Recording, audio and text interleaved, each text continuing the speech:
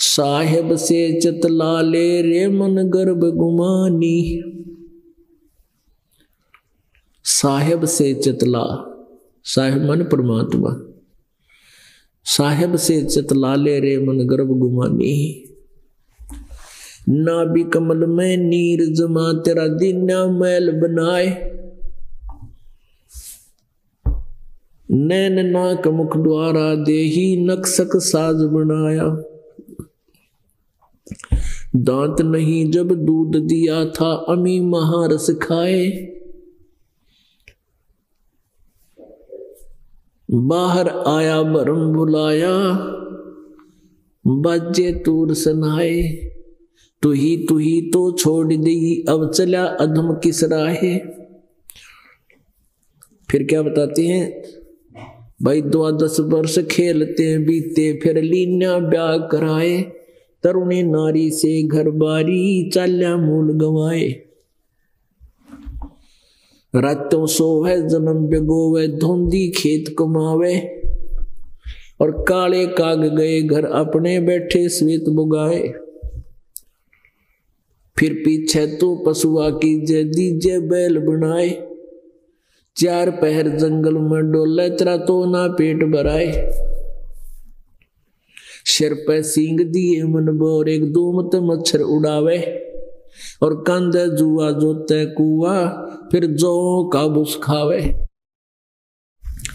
फिर पीछे तू खर कीजेगा कुर्डी चुगने जावे। टूटी कमर पजावे चढ़े तेरा कागा मांस गिलावे। भाई सुखदेव ने 84 भुगती कहाँ रंग कहाँ राय। ऐसी माया काल बली की नारद मुनि बरमाए। अब क्या बताया इसके अंदर पुण्यात्मा, बहुत गहराई से सोचना इसमें क्या कहना चाहा परमात्मा ने। जब ये प्राणी मां के गर्भ में होता है, इसका ऊपर न पैर नीचे न सिर होते हैं। और ये इसको ऐसी पीड़ाएं होती हैं अंदर जैसे कोई मच्छर काट रहे हो। और फिर ये ऐसे मचलता है, ऐसे मचलता है। और मचले अगर वो घूमे नहीं तो मां को पीड़ा होती है। उसकी जान न हो जाए, जब बालक गुम हो जाए, बच्चा गुम हो गया घूम नहीं रहा है, तो मां को ऐसी परेशानियां पैदा हो जाती है। और वो घूमता क्यों है? क्योंकि उसको पीड़ा होती है। पीड़ा होने से जैसे मच्छर काट जाता है तो उस मच्छर के स्थान पर हाथ पैर मारकर ही हम हाथ से खुरच के शांत करते हैं उस दर्द को, पीड़ा को जो थोड़ी सी। ऐसे ही वो उसके मच्छर से लड़ते हैं अंदर शरीर में, इतना परेशान रहता है। फिर ऐसे घूमता है तो मां के अंदर पेट के साथ उसकी घर्षण होती है, जिससे उसको कुछ राहत मिलती है। अब वो कोई शौक में नहीं घूमता और कोई बैरिंग नीला रखे उसके वापा घूमा है, या कोई बिजली नहीं फिट कर रखी, विवश है वो घूमने के लिए। और ना घूमा तो मां को समस्या।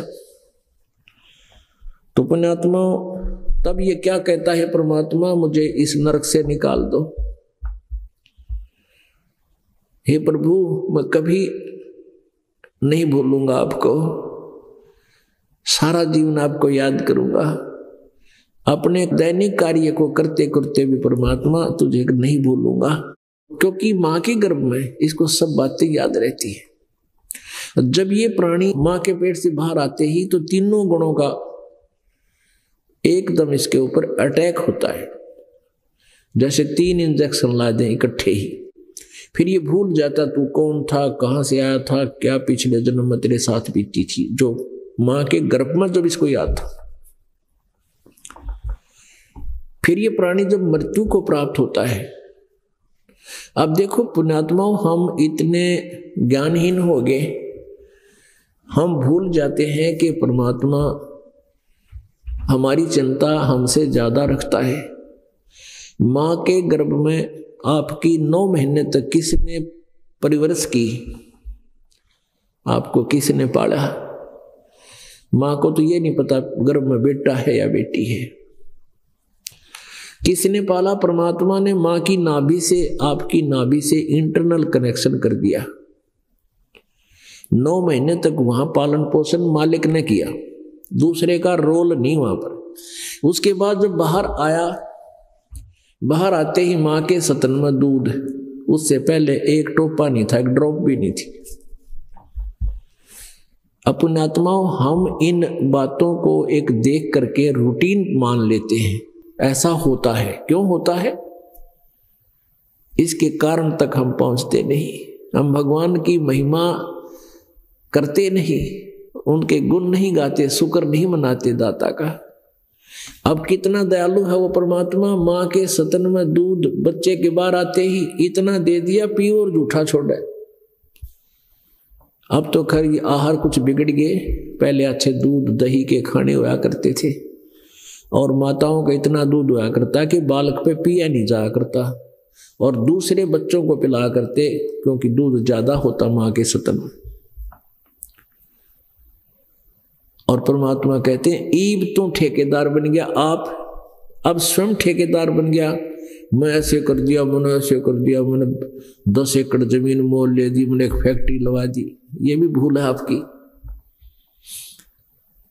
एक ही माँ के, एक ही माता पिता से जन्म लिए हुए बहन भाइयों की न्यारी न्यारी तकदीर किस्मत है। एक तो IAS ऑफिसर है, एक हल जोत रहा है किसान है, और एक टीचर लगा है, एक वैसे मजदूरी कर रहा है। तो ये सब एक ही, जैसे एक ही माता पिता के गर्भ में जन्म हुआ, एक ही माता पिता ने एक जैसी उनको सुविधाएं देने की चेष्टा की, पर किस्मत न्यारी न्यारी फल गई। ये किसी का किया नहीं हुआ, सभी बच्चे पढ़ते हैं, कितने बच्चे IAS IPS बनते हैं और बन जाते हैं, तो कितनों को पोस्ट प्राप्त होती है। ये सारा कुछ आपके भाग्य में, आपका प्रारब्ध पहले ही बना के भेज रखा था। आपकी मृत्यु, आपको क्या कुछ मिलना है इस जीवन में, वो सब कुछ निर्धारित है। जब हम परमात्मा कबीर जी की शरण में आएंगे तो फिर हमारे भाग्य में परिवर्तन होगा। कैसा होगा कि हमारे जो अशुभ संस्कार हैं, जिनके कारण हमें कष्ट होना है, वो परमात्मा की साधना से और उनकी परम कृपा से, कबीर जी की कृपा से वो पाप कट जाएंगे, समाप्त हो जाएंगे, नष्ट हो जाएंगे, जिनके कारण हमारे जीवन में संकट उत्पन्न होने थे। क्योंकि पुण्य से तो सुख होता है, पाप से दुख, तो वो दुख समाप्त हो जाएंगे। पुण्यात्माओं, जैसे पहले फसल बीजते थे किसान, तो उसमें अड़ंगा साथ उग जाता था, घास उसके अंदर साथ ही खरपतवार उग जाता था, और गेहूं वो बीजने के बाद उसका कोई विकल्प नहीं था। पानी भी डालते थे, खाद भी डालते थे, तो अड़ंगा साथ पड़ा करता था, आधी खुराक खा जाया करता था। अब वैज्ञानिकों ने, डॉक्टरों ने ऐसी औषधि खोज दी है कि वो जल के साथ उस दवाई को डाल देते हैं, औषधि को, जब सिंचाई करते हैं। तो वो क्या करती है, घास को नष्ट कर देती है, खरपतवार को फूंक देती है, और फसल को सुरक्षित रखती है। तो इसी प्रकार हमारे पुण्य और पाप रूप मिलकर प्रारब्ध बना हुआ है, और ये नाम, ये मंत्र पहले नहीं थे, जिस कारण से हमें दोनों ही प्राप्ति होती रही। जैसा कर्म किया वैसा ही फल मिलता रहा। हमने पुण्य किए वो अलग से डिपॉजिट, पाप किए वो अलग से जमा। तो उन्हीं में से जो संचित कर्म हमारे हैं, उन संचित कर्मों में से आपकी एवरेज निकाल ली जाती है। उसमें से कुछ पुण्य कुछ पाप मिला के आपका जीवन निर्धारित कर दिया जाता है। आप जी को दोनों ही भोगने पड़ते थे। ब्रह्मा विष्णु महेश तक की भी यही क्रिया है, और ऋषि महर्षि जिन्होंने भी साधनाएं की वो भी इसी विधान के अंतर्गत थे। ये मंत्र पहले ही हमारे सदग्रंथों में थे, कबीर परमेश्वर ने आकर बताए हुए थे, लेकिन हम इसकी खोज नहीं कर सके या औषधि बना नहीं सके थे। तो इस दास पर कृपा कर दी परमात्मा ने, वो खरपतवार रूपी पाप नाश करण की औषधि मिलेगी, और इस औषधि से आपके सब पाप नाश हो जाएंगे, पुण्य नो के नो रह जाएंगे। तो जिन पापों के कारण आप जी को संकट आना था, अब सारी दुनिया दुखी हो रही है, और साधना किया करते थे, क्योंकि वो साधना पापनाशक नहीं थी, और पापनाश हुए बिना ये सुख नहीं हो सकता। अब जैसे पहले, अब भी ऐसा ही है, जो यहां नहीं आता उनकी इसके अतिरिक्त सभी जगह यही है। किसी भी संत के पास जाइए, पहले तो आपको जंतर मंत्र बताओगा। आप कोई आपत्ति बताते हो तो उनको कहेगा कि ऐसे नाम जाप करो, इतना दान करो, ये यज्ञ कर दो, ये ऐसा कर दो, चाहे बताओ कुछ भी हो, कुछ ना कुछ आपको बताएगा कि ऐसी क्रिया करो। जब उन क्रियाओं से आपको लाभ नहीं होगा, फिर वो कहेगा कि ये तो तेरे भाई भाग में लिख रखा है, ये तो तेरे प्रारब्ध में है, तने भोगना ही पड़ेगा, इसका कोई समाधान नहीं है। अब पुण्य आत्माओं, हम परमात्मा की भक्ति इसलिए करते हैं कि हमारे भाग में कष्ट हो, दुख हो भाग्य में, और वो ना आवे, हमारे ऊपर कोई आपत्ति आनी हो वह टले। और यदि हम भक्ति भी कर रहे हैं और हमारे ऊपर जो बिजली गिर रही है वह गिर भी रही है, तो भक्ति कैसे करेंगे? हम कर ही नहीं सकते। और यही कारण हुआ कि जिन साधनाओं को हम करते थे, आपत्तियां टली नहीं, टेंशन समाप्त हुई नहीं, तो हम अपराधी बन गए। कोई चोरी करने लग गया, कोई रिश्वतखोर हो गया, कोई 2 नंबर का काम करे, कोई मिलावट करने लग गया। और टेंशन समाप्त करने के लिए गोटी पीने लग गए, या कोई सिगरेट, कोई तुम सुल्फा, कोई चरस, या नशे की गोलियां खाने लगे। ये कोई टेंशन समाप्त करने के तरीके थोड़े ही है।